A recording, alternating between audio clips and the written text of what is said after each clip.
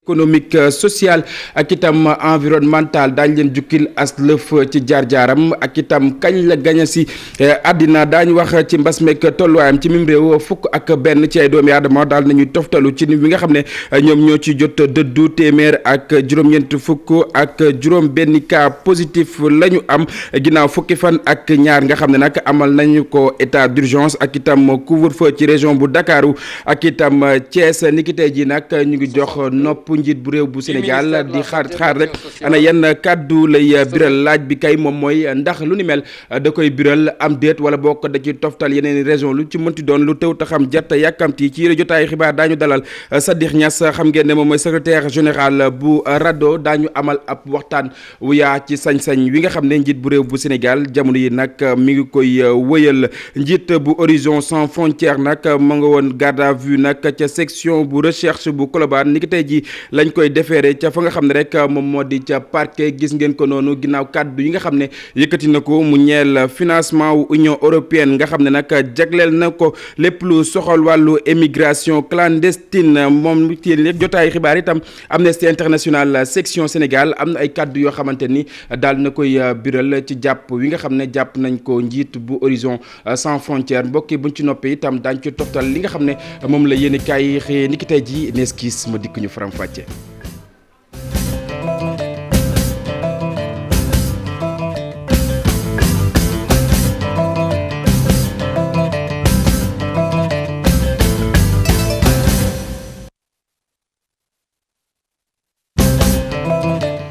jërë ngeen jëf mbokk yi ñu nuyuwaat leen ci gën gi nuyu xibaar yi doore ko nañu ko junjee woon di génnuk àddina ki nga xam ne moom moo di Cheikh Ngaïda Ba maa ngi leen ko doon wax sànq membre la woon ca conseil économique social ak itam environnemental daal di amal ab pàcc wu yaa nag ci lépp lu soxal wàllu caada fi ci réew bu Sénégal mu mel itam lam ca jot a def bari na mi ngi juddu ci fukki fan ci weeru juin atum 1941 nekkoon na fi assistant nag comme d'autres émetteurs ca seen sénégalais comme itam ki nga xam ne moom moo di Maxa Traoré ak itam Babacar Samb ci atum 1974 duggoon na nag ci télévision sénégalaise comme réalisateur ci atum 1972 jàpp 1976 nag nekkoon na réalisateur producteur ca office bu rajo télévision wu Sénégal ci samay kàddu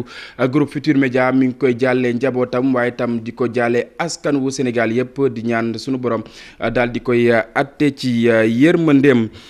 ñu wax ci leneen mbokk yi di mbas meek tolluwaayam ci mim réew jàppale ne ni ki démb lu tolloo ko fukk ak benn ci ay doomi aadama daal nañuy toftalu ci lim bi nga xam ne ñoom ñoo ci jot a ñàkk seen bakkeen téeméer ak juróom-ñeent fukk ak juróom-benn cas positif la ñu am ci junni ak juróom-ñetti téeméer ak juróom-ñett fukk ak juróom-ñetti test yi nga xam ne nag def nañu ko juróom-ñett fukk ak juróom-benn cas contact la ñu am téeméer ak fukki cas communautaire di ay doomi aadama yoo xamante ni am nañu mbas mi te xamuñu fan dañu ko jëlee téeméer ak juróom-ñeent fukki cas communautaire nag téeméer ak juróom-ñetti fukki cas ci aji tawat nag mu mel ni wér nañu daañu ñibbi seen ay makkaan mbokk yi xam ngeen ne mbas mi ngir dakkal lawteefu ko virus bi taxoon na nguur bu Sénégal rawatina njiitum réew mi daal di jël ab dogal amal li nga xam ne moom moo di couvre-feu ak itam état d'urgence ginnaaw itam bi ñu ko dundee ci fukki fan ak ñaar mu mel ni nag tey la dëpp gi laaj wi kay moom mooy ndax président Macky Sall da koy wëyal ci diggante région bu Ndakaaru ak itam Thiès wala boog da ci toftal yeneen i région lu mu ci mënti doon lu taw taxam jot yàkkamti daañu rek dox nopp ki nga xam ne moom moo di Macky Sall ci la jotaay xibaar maa ngi leen ko doon wax daañu xaar ki nga xam ne moom la ñu war a dalal nag di secrétaire général bu RADDHO du ñàkk balaa xibaar yi di jeex daañu ñëw fii ñu amal ab waxtaan wu yaa lu ñeel nag njiit bu réew bu Sénégal Sénégal ci dogal yi nga xam ne moom lay jël. ñu wax ci leneen ñeel jàngoroy coronavirus ba tey ngir dakkal li nga xam ne rek moom moo du lawteefuk virus bi nag yenn ci ay dogal daal nañ koy jël ca banlieue bu Ndakaaru rawatina jamono yi nga xam ne nag ñu ngi doon amal couvre-feu foofee nag way takk der yàlla ñu nangu ci ay koppar ci doomi aadama yi daal dinay bari waaye itam ña xam ne nag aaye woon nañ mbir mu ni mel itam te rek dëppwuñu woon ak loolu ñu daal di leen di arrêté itam bari na ab dossier bu yaa Abi Faye ak Modou Diop ñoom ñoo ñu ko jagleel ñu seetaan. jóg ngir xeex wàllanteeg jàngoroy coronavirus ci diwaanu banlieue bu Pikine préfet bi loolee daf ko jëfee gannaaw ba mu xaatimee ab arrêté guy organiser waat anam bi marché yi war a doxalee fii ci biir département bi. fii ci département de Pikine jël naa dogal ne marché yi yi nekk ci biir département bi yëpp 6 heures du matin la ñuy tëji ba 5 heures ci ngoon ñu fermé dimanche moom vraiment dañ koy tëj. ñu bàyyi service d'hygiène ak waa mairie yi ñu jéem a décontaminer marché bi def fa ay opération de désinfection et de désinfection. Ndeye Jëree Bokk Moomeel bu Pikine moom gis ne loolee préfet bi xaatim rek doyul déet ndax it ñoom la ñu gën di soxla moo di koppar goo xamante ni dañu mën a janoog doomu jàngoro gi. un certain temps gis nañ ne ñu bëri dañoo xaw a xaarandi li tax ñuy xaar nag c'est pas parce que bëgguñu koppar yee xaw a manqué. te foofu appel rek laay lancé président de la république collectivité territoriale yi soxla wax nañ perfusion. commissaire police bu Guédiawaye moom bilan moom ci couvre-feu bi lii la lu toll ci 4 junni ci ay doomi aadama teg nañu leen loxo te it lu ëpp juróom-ñaari millions encaissé na ko dugal ko ca gafaam yoo xam ne ay daan la ñu teg lii la mi ngi ko xam ne gannaaw ba muy jot ay jumtuwaay yoo xam ne des nañuy xeex Covid 19 bi waa plateforme xippil xool li fi Macky def. au 17. ñu ngi interpellé 1240 personnes junni ak ñaari téeméer ak ñeent fukk semaine bi ci topp maanaam du 17 au 24 ñu ngi interpellé 1204 personnes c'est-à-dire junni ak ñaari téeméer ak ñeent nit semaine bu mujj bi nag ñu ngi interpellé 1620 personnes muy junni ak juróom-benni téeméer ak ñaar fukki nit. FETER première semaine bi ñu amoon nañu 2 millions 300 et quelques mille. semaine bi ci topp am nañu 1 million 800 et quelques mille semaine bu mujj bi am nañu 3 millions 700 et quelques mille donc 3 millions 727 mille exactement. vaccin bi ku ci nekk ma ngi cay yëy yàbbi professeur Daouda Ndiaye la muy woo ci gouvernement bi moo di rek mu leeral xeluk askan bi ca ban anam lañ ko war a jëfee. loolu yëpp buñ ko expliquer ba mu leer dina tax encore une fois yooyu yëpp ñu lever ko parce que bu ñuy wax di vaccin ba affaire diplomatie je pense day poser problème donc foofu laay ñaan encore une fois ñu leeral ko ñi war a wax. population bi war a déglu et puis bu baax nit ku nekk xool li la arrangé nga def ko te bu boobaa. ñaareeli vague coronavirus bi ma ngay jaaxal askanuk banlieue ba léegi nii ba tax na ku ci nekk yaa ngi daw di riir di gën a mobiliser say kàttan ngir mën a janoog jàngoro ji Pikine la mu bëgg rek moo di nekk modèle ci bile xeex. jërëjëf Abi Faye cant ak ngërëm ñeel na la maa ngi leen ko doon wax ginnaaw fukki fan ak ñaar ñuy amal li nga xam ne moom moo di couvre-feu ak itam état d'urgence ni ki tey ji xel yépp mi ngi jox nopp njiit bu réew bu Sénégal ci dogal yi nga xam ne daana koy jël ndax da koy wëyal ci diggante région bu Ndakaaru ak itam Thiès wala bokk da ci toftal yeneen i région fii ci réew bu Sénégal lu mu ci mënti doon ñu ngi koy xaarandi moom njiit bu réew bu Sénégal Macky Sall leneen itam loo xamante ni maa ngi leen ko doon wax daañu dalal Sadikh Niass xam ngeen ne moom mooy secrétaire général bu RADDHO ngir rek ñu amal ab waxtaan wu yaa Sadikh Niass maa ngi lay nuyu. maa ngi lay fay Cheikh Diop. tey mu mel ni ñëpp ngi xaar njiitum réew bu Sénégal ñeel li nga xam ne rek war na koo jël mu di ab dogal du koy wéyal am déet lu mu ci mënti doon sa jàngat ci loolee lan lay doon. waaw maa ngi lay gërëm di gërëm téléspectateurs yëpp. comme ni nga ko waxee tey moom ñëpp a ngi toog di taaxirlu di xaar. may nopp président de la république. pour mu wax ñu lu ñuy waxee mu firi ñu wala mu lettuñu. maanaam comme fukki fan ak ñaar la ko yoon mayoon ci constitution bi ci loi bi ñuy wax 69. pour mu def décret. état d'urgence bu am couvre-feu. fukki fan ak ñaar yi jeex na démb dimanche bi la jeex à minuit. kon tey mun nañu ne ñu ngi koy xaar bu dee daf koy prolonger wala daf koy yemale fii. waaw loolu moom lu ñuy xaar la ban décision la ci war a jël nag war nañ ci gaaw wax ci ak nit ñi pour nit ñi mun a fireeku. ñu xam naka la ñuy toogee. waaw bu dee tey dañoo war a effectivement amaat beneen couvre-feu te loolu sax dina ma xaw a jaaxal ndax ba léegi effectivement président saisiragul assemblée pour ñu yokkal ko. ndax moom loi bi lu mu wax. bu 12 jours yi jeexee dafa war a demaat assemblée pour ñu mayaat ko weer. ñu mayaat ko mu yokkaat comme demul nag ba léegi mun nañu xalaat ne xëy na dafa am leneen lu muy xaar wala ñu ngi ci seeni waxtaan. waaye daal mbir yi war naa gaaw ñu firi. wala ñu lett askan wi ñu xam ci ban toogaay la ñuy toog. yaa ngi koy wax loi 69 xam nga ne am nañ ci ay coppite yoo xamante ni daal nañ koy def ci wàll wi ngir jox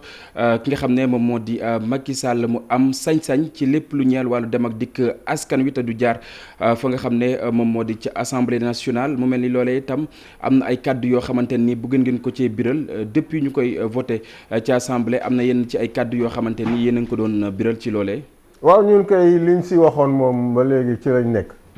mooy dañoo xalaatoon ne. comme modification boobu ñu def.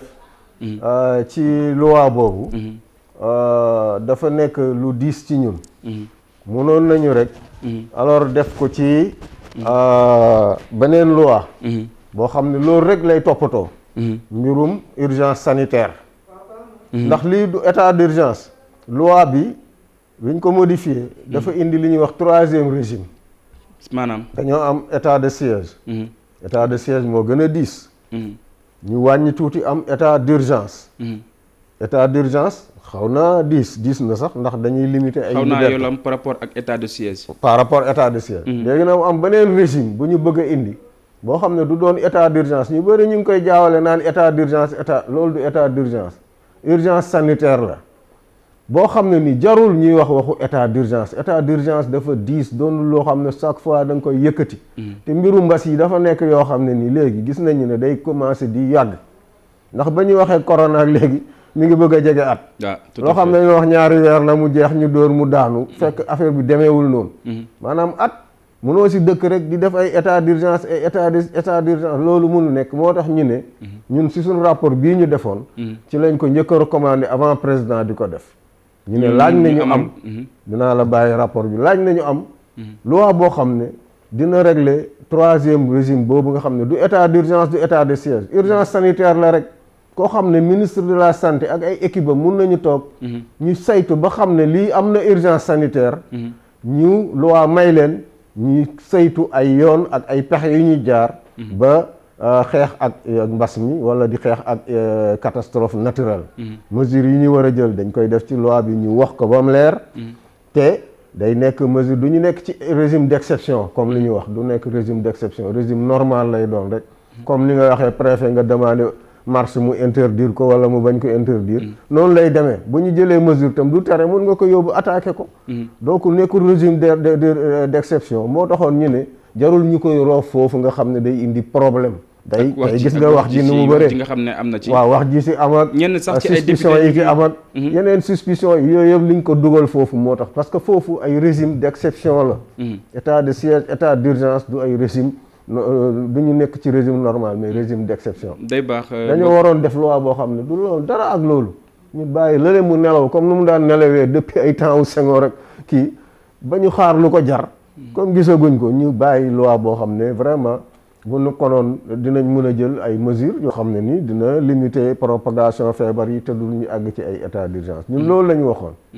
waaye tey nag comme def nañu ko il faut aussi président mu promulguer loi bi door ko mën a utiliser. comme promulguer guñ ko. waaw promulguer publier guñu ko. fu mu ne nii munu ci dem donc il faut mu dellu assemblée. pour ñu yokk bu dee nag day arrêté fii mu arrêté fii mais nañ ko wax ba nit ñi xam daal. d'accord day ci baax mbokku téléspectateurs yi am ak ràññee ci dogal yi nga xam ne ñu ngi koy jël fii ci réew bu Sénégal ci loolu itam war nañoo mën a taxaw ci politique wi nga xam ne nguur bu Sénégal def na ko ñeer xeexu mbas mi sa gis-gis. waaw politique yi ñun tënk nañu fi yëpp ci gestion Covid bi ak mesures yi ñuy jël yëpp. am na ci yu bëri nag dañoo. limiter ay liberté ay jalgati ay àq ak yelleefu doomu aadama. am na ci itam yu baax. yu xam ne par exemple li ñu doon xeex ak xale yi nga xam ne ñu ngi doon taxawaalu ci mbedd yi. retrait des enfants. yooyu yëpp nekkoon na ay mesures yoo xam ne nii salué nañ ko, même bu dee dañu dem ba si biir ñu indiwaat ay yeneen doxalin yoo xam ne mesures yooyu gisuñu njariñ gu bëri, gisuñu ci njariñ. waaye amoon na ay limitation comme lu mu mel ni ci prison yi ni ñu leen tëjee woon ba nga xam ne avocats yi sax pour ñu accéder ci seen ay clients dafa jafe woon. waxatuma nag parents yi, waxatuma ak dund gi nga xam ne daana jógee ci biti du dugg foofu yëpp gisoon nañ fa ay limitation yoo xam ne ni dafa sévéroon ba mu ëpp si ñun. gisoon nañ ko tamit ci interdiction des manifestations yoo xam ne profité nañ si interdire ay manifestations yu bëri. pour ñun yooyu tamit dafa xawoon a ëpp ak li nga xam ne dañu xawoon a confiner assemblée institution yi. comme justice am na benn moment dañu taxawoon sax ñu ne amatul ay procès yooyu. demoon nañ heureusement dañ dem ba si digg bi ñu arrêté loolu. ñu continuer liggéey bi. parce que institution yi mel noonu kenn waru ko taxawal. justice bu taxawee rek dina am ñoo xam ne dinañ jalgat seen àq ñi ngi ci kaso yi di xaar. ñu àtte leen te fekk sax defuñu dara bu boobaa ñu aj ko day indi lu métti si ñoom. mu amoon tamit assemblée nationale li ñu doon wax ñu ne ñëpp waruñu teew, dañu war a def ay plénière yoo xam ne dañuy tànn ñenn ñi war a ñëw ak ñu warul ñëw. loolu ñun gisoon nañu ne ay façon la yoo xam ne day limiter action parlement bi. assemblée nationale bi. leneen itam loo xamante ni war nañ cee mën a àddu boobaak léegi mu ñeel wàllu vaccin bi nga xam ne moom lañ war a indi comme saafara ñeel waame mi nga xam ne moom moo gane si àdduna wërngal këpp laay wax. gis nañ polémique bi nga xam ne am na ci ñu bëri ci askan wi di wax ne que ne communication bi nga xam ne nguur bu Sénégal war na ko def ci wàllu wi def ko.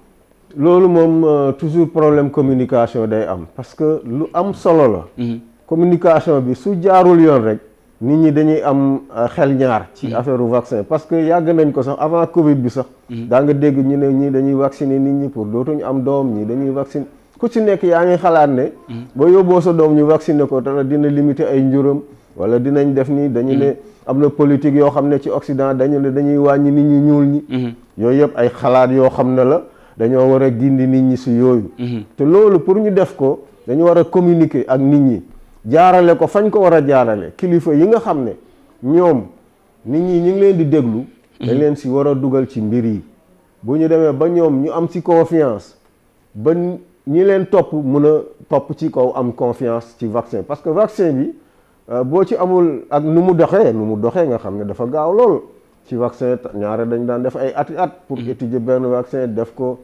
tester ko ba xam baax na am déet xool effet yëpp bii nag mun nañu ne loolu yëpp amuñu jot def ko ndax mbas mi ni mu bettee àdduna bi am na ci tamit ay concurrence ci vaccin yu bëri chinois bi russe bi vaccin nii vaccin na Pfizer ku si nekk génne sa vaccin mu mel ni ay concurrence yooyu yëpp day indi ay xel ñaar si nit ñi moo tax mu laajoon communication bu am doole bu cohérente ñu jaarale ko tamit fañ ko war a jaarale ba nit ñi mun a am confiance ci vaccin. mu mel ni sax communication bi nga xam ne ñu ngi ci àdduna comme quoi que jaarul yoon moo tax ñu bëri ci askan wi ragal même li nga xam ne moom moo di vaccin bi dañuy taxaw ci leneen des ak yow ci la jotaayu xibaar waaye dañ koy wéer rek sànq maa ngi leen ko doon wax mbokk yi njiit bu Horizon Sans Frontières nag jamono yi nag ñu ngi ko placé garde à vue ni ki tey jii daañ ko déféré ca parquet bu ñu sukkandikoo ci Amnesty International section Sénégal li mu xamle moom moo di loolee nag foqati ak yelleefu ko doomu aadama ci fàttali kay nag ki nga xam ne moom moo di Boubacar Seye ñu ngi ko rek arrêté woon ci guddik ajjuma foofee nga xam ne moom moo di ci aéroport international Blaise Diagne ginnaaw bi ma doon addu ci lépp lu soxal wàllu financement bu Union européenne bi mu jagleel it kay candidat wu immigration clandestine daañ ci dikkaat loolee itam nu mu gën a yaatoo ñu des ak yow ba tey en tant que li nga xam ne taxaw nga ngir daal di xeex lépp lu ñeel bu ñu foqatee ak yelleefu doomu aadama su fekkee fàttali rek ne yaay secrétaire général bu RADDHO te bi nga xam ne wala boog jàpp bi nga xam ne jàpp nañ ko Boubacar Seye. waaw ñun ci jàpp boobu dañoo réagir ñun ñëpp ànd ko organisation ñuy sàmm ak yelleefu doomu aadama yëpp dañ ko ñaawlu ndax ni ñu ko doxalee sax dafa mel ni kuy jàpp bandi si aéroport ndax nit ku mel ni Boubacar Seye am famille am njabootam xam ko ci réew mi mun nañ ko sax bu ñu koy interpeller sax mun nañ ko gën a rafetal daal bu dee am na loo xam ne ni wax na ko ci détournement ak ñoo xam ne ne xam na leen ñi ngi dugal seen loxo ci mbir yi mais dañ ko war a woo ci moom sax loolu sax day dimbale pour man dafa war a dimbale justice pour ñu xam effectivement bu dee loolu am na ñi ko def ñu mun leen a ñu mun ko saytu bu dee tamit loolu mu wax ci affaire xaalisu Union européenne bi ci affaire immigration bi gis nañu ne xaalis bi ay milliards la depuis 2005 ba léegi boo ko xoolee tamit kenn defu si ab taxaw seetlu ay milliards dañu war a taxaw seetlu ba xam saytu ko ndax fañ ko dugal foofu moo gënoon wala fan moo gën ndax bu ñuy xeex ak immigration dañoo war a xool aussi budget yi fi ñu koy def ndax jaadu na wala jar na ko wala jaru ko loolu yëpp ci évaluation nga ko mën a am saytu xayma li ngay liggéey loolu rek daanaka ci la leen doon woo pour ñu toog xayma moom ñu defoon ko daal ci anam boo xam ne nii dina sàmm ak yelleefam ndax moom tamit défenseur des droits de l'homme la am na réew yoo xam ne tey dañoo am sax loi boo xam ne day protéger défenseur day maye sax défenseur des droits de l'homme mënoo ko bunduxataal ci yenn bunduxataal yi ci yenn position am yoo xam ne nii effectivement waxuñu nag ne dañ koy extraire à la justice loolu moom ñun ñëpp ay justiciable lañ mais dafa am ak yelleef yoo xam ne dañ ko war a may nit ki ñu xool ba xam présomption d'innocence yooyu yëpp bëri na daf ci war a dugg ñuy àddu ci réew mi ñu leen di jàpp di leen tëj tey ji bu fekkee dañuy def ab taxaw seetlu maanaam ci liberté d'expression maanaam askan wi di wax sa xalaat ci loolee Sénégal fan la ci toll ndax itam ñu ngi leen di bàyyi ñuy wax heure bu leen soobee seen i ay yëkkati seen i ay kàddu sans pour autant que ñu daal di jalgati lépp loo xamante ni waruñu ko woon def. waaw boobu moom mën naa ne position bi xaw naa gàllagoo si tuuti. ndax réew mu xam nañ ku nekk xam na ne Sénégal moom réew la boo xam ne nii. nit ñaa ngi wax sa xalaat yi chaque jour nit ñaa ngi wax rajo yi ñu ngi wax télé yi ñu ngi wax. wante daf ci am waxin yoo xam ne nii du moins secteur boo xam ne boo ci waxee ñaare du ñu nangu nga ciy wax bu jëm ci politicien wala mu jëm ci yenn ay autorités yi nga xam ne gis nañ leen fii mu nekk ay autorité mun na nekk politique comme mun na nekk tamit religieuse sa xalaat foofu moom da nga koy war a yemale parce que am na loo ciy waxee alors mun nañ laa indil bundu xataal waaye nag ci yeneen aspect yi mun nga wax liberté boobu am nañu ko mais liberté bi nga amul daal mooy yenn autorités yu magee mag a mag ci politique tout à fait ak ñooñu moom doonu lu la neex rek nga wax dëgg la ñu lay jaajëfal bu baax a baax moom Sadikh Niass may fàttali rek ne moom mooy secrétaire général bu RADDHO sa kàddu bu mujj. waaw maa ngi leen di gërëm di leen sant di gërëm média yi mel ni TFM nga xam ne bu situation yi jafee am ci réew mi ñoom dinañuy gindi lu bari nit ñi ba nga xam ne dinañu mun a xam seen taxawaay ndax loolu am solo la liggéey bu ngeen di def nii liggéey bu am solo la te day dimbale ñun tamit ñun ñi nga xam ne ñu ngi yëngu ci àq ak yelleefu doomu aadama da ngeen ñuy dimbale bu baax di nekk suñu ay point de relais yoo xam ne dinañ si mun a jaar di jokkoo ak ñi nga xam ne mooy askan bi jërëjëf loolu moom mooy suñuy itte groupe Futurs Médias mbokk yi ñu wëyal xibaar yi wax ci leneen nag ci jàngoro yi nga xam ne coronavirus nag mi ngi daal di ndengeñ réew bu Sénégal am na weneen ab doxalin boo xamante ni nag war nañ koo amal ci université bi nag mu di jàng bi war nañ koo jaarale ci xarala yu yees yi loolee le secrétaire général bu CAMES di conseiller africain ak itam malgache pour l'enseignement supérieur daal di diggal université Assane Seck bu Ziguinchor naka noonu itam yeneen université yi nga xam ne ñoo nekk fii ci réew bu Sénégal yëpp nazalika nag noonu ñu teewlu boobu le secrétaire général ki taataan ay kàddoom di Boubacar Diassi ak Lamine Mandiang. Le numérique c'est l'outil du siècle. jamono juñ toll nii xarala yu bees yi ñoo jël raw gaddu gi ci lépp luy jàng ak jàngale ba tax na jàngalekat wala boog ndongo ba nekk ci daaray kaw yi ba mënul jëfandikoo xarala yu bees yi dafay mel ni mosoo jàng école. te bépp barab bi nga xamante ni fara boroom xam-xam yu jamono jii di teew boo ci teewee dafay mel ni mosoo toog ci banc l'école moo tax ñun CAMES ci jox ko gëdd gu mat sëkk ba tax na bépp jàngalekat bi bëgg bokk ci jongante yu CAMES di amal ci Afrique wërëgal këpp il faut nga bindu ci ab plateforme bi nga xamante ni moom la ñu ubbi ngir kenn ku ne mën cee dugg te bindu soo ko deful lépp luy jongante CAMES dootoo ci mën jot. Et Également, nous avons vu, et la Covid nous y accélère, nous avons vu que avec les limites. te sax mbas mi nekk Covid-19 daf ñu cee gën a puus ndaxte am na ay ndaje yu ñu daan am ndaje yooyu la amatul am na ay xeetu jàng ak jàngale yu daan am mbas mi tax na amatul kon xarala yu bees yi daal suñu yóbboo jàpp ci bu baax ci suñu daaree kawe yi Afrique mun nañ sax jàpp ne ku liggéeyul ak xarala yu bees yi daanaka dafay mel ni da ngay gaaw a dem retraite. Les enseignants ont intérêt à maîtriser ces outils-là. jërëjëf Boubacar Diassi cant ak ngërëm ñenn la ñu wax ci leneen comité d'organisation aux Jeux olympiques de la jeunesse de Dakar 2026 ak itam jëriñ ji nga xam ne moom lañ dénk wàllu infrastructure fii ci réew bu Sénégal amal nañ ab déggoo woo xamante ni daal nañ koy xaatim ca diwaan bu Ndar Géej bëgg-bëgg bi lenn la lépp lu ñeel yenn ci ay taax yoo xamante ni daañ fa amal tàggat yaram ñu daal di koy joyantiwaat wala boog def rat ko dañuy teewlu reportage bu Ousseynou Diop ak Habib Seck. convention maître d'ouvrage délégué dox ci diggante AGEROUTE ak comité bi nga xamante ni mooy saytu lépp lu jëm ci wàllu jeu olympique de la jeunesse yu ne wala amal ci Ndakaaru ci atum 2026 ci seen i kaddu defaraat yenn ci bërëb ya dina gën a taaral lu jëm ci wàllu jeu olympique yu ñu war a amal ci Dakar ci atum 2026. L'acte que nous posons. ñu jëmal tey am na solo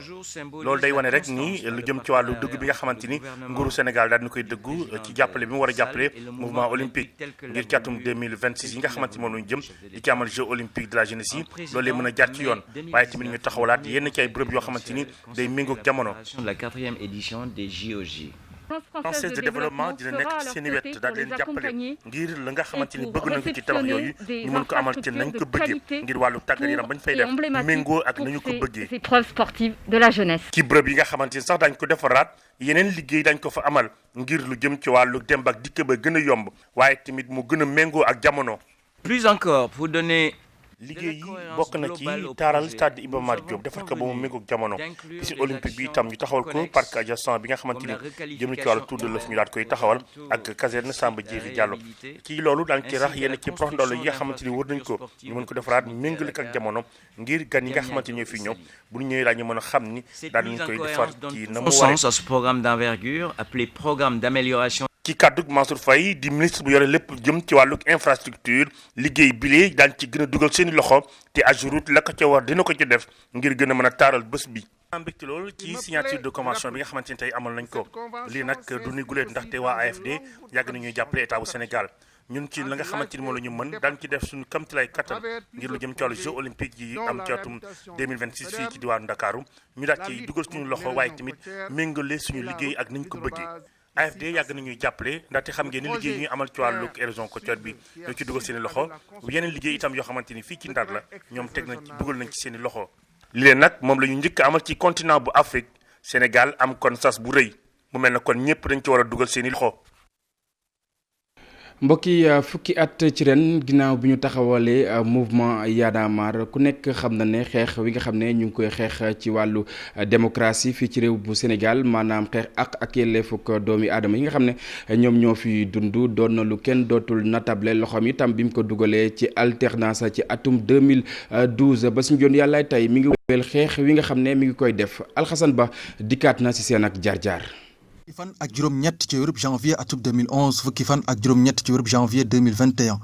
fukki at yoo xam ne ñu ngi existé fukki atu engagement Y'en a marre nekk ab groupe contestation ndaw yoo xam ne dañu déterminé woon bokk ci ay rapport yu ci mel ni kër gi wala sax ay taskatu xabaar yu ci mel ni Fadel Baro wala sax Aliou Sané ca jamono jooju mouvement bi mënta woon digérer li nga xamante ni moom mooy coupure électricité yi mooy xuuy kamaj gi wante itam ni ñu yore woon suñu réew nu mu chéré ñu jàpp ni régime président Abdoulaye Wade moo def li ni mel ñu jàpp ni kon ñoom faaw ñu fexe ba jëlee fi li ni mel ci loolu Y'en a marre tàmbali ay mission ñu fixé wu objectif mooy inciter sénégalais yi ñu jóg ngir woote ngir yeesalaat li nga xamante ni moom mooy ñi ñu jiite wante itam jëlee fi lii di guerre ak promouvoir lii di civisme Y'en a marre jouer rôle bu am solo ci jëlee giñ fi jëlee ki nga xamante ni moom mooy président Abdoulaye Wade loolu sax gën a tax ba mu am visibilité ndax symbole jeunesse bu révolté wu la am déet li ci mënti am seeni action daal dinay inspiré ay ndaw yu bëri yu mobilisé wu seen gannaaw ci contexte politique buñ doon dund avril jàpp août 2011 membre yu bokk ci Y'en a marre tàmbali ab campagne ngir fexe ba convaincre ndaw yi ñu bind ci liste électorale yi ngir fexe nag ba participer ci élection présidentielle atub 2012 mouvement bi fexe nag ba yéegal baar bi lu toll ci 357 000 inscriptions yu yees la ñu am mu nekk ab record bu bees lu jàpp atub 2011 bi yëpp ay organisation manifestation lañ doon amal yu ci mel ni ay foire au problème ay sitting ca place de l'Obélisque bu Dakar 23 juin 2011 manifestation bu rëy la ñu amal ca kanamu assemblée nationale contre candidature bu président Abdoulaye Wade li ni mel sax tax ba assemblée nationale daal di reculer ci li ni mel fukki fan ak juróom ci weeru février 2012 manifestation yooyu ñu daal di koy tere gouvernement bi def li ni mel ci ëllëg si la ñu jàpp ñett ñu bokk ci collectif bi ndax dañu participer ci manifestation boo xam ne dañ ko tere ca place de l'Obélisque muy place de la nation ci 2013 ab devise bu yees lañu teg muy dox ak sa gox li ni mel ngir fexe ba gën a ñoŋal suñu démocratie wante itam lii di bonne gouvernance tey ji nag Y'en a marre nekkatul Y'en a marre bu 2011 jàpp 2012 contexte bee soppeeku donte sax yenn revendication yi ba léegi ñu ngi fi Y'en a marre fas yéene wéyal li nga xamante ni moom mooy combat am ngir gën a ñoŋal démocratie ñu bëgg a tabax ab Y'en a marrisme boo xam ne dafay tënku ci philosophie action yu jëm ci wàllum citoyenneté bu active wante itam tabax li nga xam ne moom mooy réew modèle. Alxasan Ba ñu egsi ci beneen ponk ci wile jotaayu xibaar li ci yéenekaay yi. jëf couvre-feu gi ñu tegaloon waa Ndakaaru kees jeex na biig ci minuit source nañu ñëpp bi nañu seeni gët di déglu Macky Sall ndax da ko ciy tegaat am ndax dafay teggi tànkam tey jii ci la ñu ciy xam lu leer li leer daal ci gis-gisu journal Source A moo di loi bi ñu defoon coppite te mu jëmoon ci mbiri état d'urgence ak état de siège ñoo ngi séntu ñu promulgué ko tey jii am na yeneen i décret yu ñuy séntu mu des nag ndax léegi matuwaay yu ñu jëlaloon ko diwaanu kees ak Ndakaaru matuwaay yooyee dañu leen di lawal ba mu yegg ci dëkk yu ci mel ne Njaaréem Kaolack ak Ndar ndax foofe seetlu nañu ne ni fi mbas mi mel jamono ji gina dayo l'observateur nañu bu yoon jeexul waaxisul du jeex président Macky Sall mënut a ñàkk jël yeneen i mesures ni fukki fan ak ñaar yi ñu jëloon def ci couvre-feu ngir wàññi ci réew mi woppi coronavirus ci ak ni muy lawee àpp ba jeex na te jurul benn résultat fi ñu jëm nag moo di gën a taral mesures yi bu ñu moytuwul couvre-feu 18h maanaam 6h ci ngoon ba 5h du matin ci week-end bi ci la ñu jëm professeur Magloire Noël Manga dip médecin infectiologue doon ni jàngalekat ca université Assane Seck bu Ziguinchor mi ngi wax ci biir l'observateur ne bu ñu defee couvre-feu bi 6h 18h ci ngoon ba 5h du matin ci week-end yi loolee gis na ne bu ñu ko defee lu baax lay doon Walf Quotidien nañu musiba mbaba kumba mu amul benn werante moom la coronavirus bi jur ci réew mi fan yu ñu génn juróom fukki nit ak juróom benn faatu nañu ci mbas mi ci diiru benn semaine Vox Populi mel ne ku naan ko matt ko juróom fukki nit la corona bi rey ci réew mi ci juróom-ñaari fan am na lu toll ci junni ak juróom-ñaar téeméer ak juróom-ñett fukk ak ñetti cas corona yu yees te ci cas yooyee junni ba ak téeméer ak fukk ak juróom-ñaari ay cas communautaire lañu cas corona yi ak nu ñu mel ci dëkk yi di Kaolack Touba ak Ndar Soleil national nee nañu moo jaaxal ñu bari mbas mi ak bakkan yi mu jël ci réew mi ci week-end bi mu di ci samedi ji ak ci dimanche ji Soleil national nee nañu toll nañu ci juróom-ñeent wax nañu it lu toll ci fukki junni ak benn ci ay malade yu ñu doon faj ci seeni kër wér nañu ba delluwaat ci seeni yitte journal Le Quotidien moom it xëy ci def yitteem xëy ñu xamal nañ ñi feebar bi tëral te ñu nekk ci kër yi ñu leen di faj ñu toll ci ñetti junni ak ñaari téeméer ak juróom-ñett fukk ak ñett ñu tuddal leen malade sous traitement ci ñooñee ñaari junni ak juróom-ñeenti téeméer ak juróom-ñett fukk yi ci seeni biiri kër yi fa lañ leen di faje la Sénégal dëggal xibaar bi ci xëtamu njëkk mi ngi ñuy xamal ne lu ëpp ñaari junni ak juróom-ñeenti téeméeri nit yu corona bi tëral ñoo ngi ñuy faj ci biir kër yi lycée Jean Mermoz bu Ndakaaru La Tribune nee nañu am na fa ñeenti élèves yoo xam ne ba ñu leen testé dañoo gis ne dañoo amee corona Vox Populi xëy di laaj ndax Macky Sall dafa yokk état d'urgence am déet La Tribune nañu en tout cas couvre-feu bi ñu génn jurul dara lu ñu xam ci réew mi ndax ci diiru fukki fan ak ñaari ñu couvre-feu waa Dakar ak waa Kees am nañu ci réew mi 83 décès ak ñetti junniy cas coronavirus ak juróom-benn fukk ak ñeent ci jamono joojee journal Enquête xëy na ci mbir mu yéeme li faatu ci réew mi atum 2020 yéenekaay bi nee nañu moo ëpp fuuf li fi faatu atum 2019 ndax mbas mi moo fi jaar am déet journal bi nañu ak lu ci mën di xew boo jëlee armée di Yoff yi atum 2019 juróom-ñaar ba juróom-ñetti néew lañ fa doon denc bés bu yàlla sàkk waaye ci 2020 gi danañu fa denc lu mu gàtt-gàtt ñaar fukki nit bés bu yàlla sàkk beneenub takk bu ci Enquête yéenekaay wax moo di ci armée di bàq ya ca Touba 10 697 néew lañu fa suul atum 2019 ci 2020 gi néew yi ñu fa denc dem nañu ba yegg ci 12 292 11 ans maanaam fukkeet ak benn libération nee nañu beneen xale bu jigéen bu Xalifa Mbàkke ruuxu takkoon def ko jabaram moom la am ginnaaw xale bu jigéen bi amoon fukkeet ak ñeent su li woon coow li enquête kat yi ba ñu fa demee dañu faa fekkaat beneen xale bu jigéen bu am fukket ak benn nee nañu jabari Daawda Ba la woon am na it yeneen juróom-ñaari nit yu bokk ci ñoom Mbàkkiru yoo xam ne teg nañu leen loxo ndax nee nañu la fa xew yépp seen loxo génnu ci pédophilie viol ak détournement de mineur moom la ñuy toppee seen yonent bii di Baba Malabe ñu topp kaa bi ba ci l'Observateur xale bu jigéen ba fa njëkkoon a feeñ toll ci fukket ak ñeent ba ñu ko yóbboo ci gynécologue ba gynécologue bi li mu gis ci moom l'Observateur yeggee nañu ko ba xamal ñu it ne ndekete xale bu jigéen bi plan B la woon waaye plan A bi moo doonoon yaayam waa ji yaaya xale bi la bëggoon mu ñu cee jot ginnaaw bi ci la mujjee ci doom ji l'Observateur tax nañu am na it yeneen juróom-ñeenti xale yu jigéen yu ñu fa fekk yoo xam ne njoxtu nañu ne waa ji daf leen doon jabaroo moo tax ñoom ñëpp yóbbu nañu leen ci gynécologue ba ngir xam ndax waa ji séq na ak ñoom daraam déet. jërëjëf Mamadou Mohamed Ndiaye beneen ab Mamadou ci beneen ab studio Mamadou Ndiaye maa ngi lay nuyu. maa ngi lay fay Cheikh Diop univers. jërëjëf dégg naa la.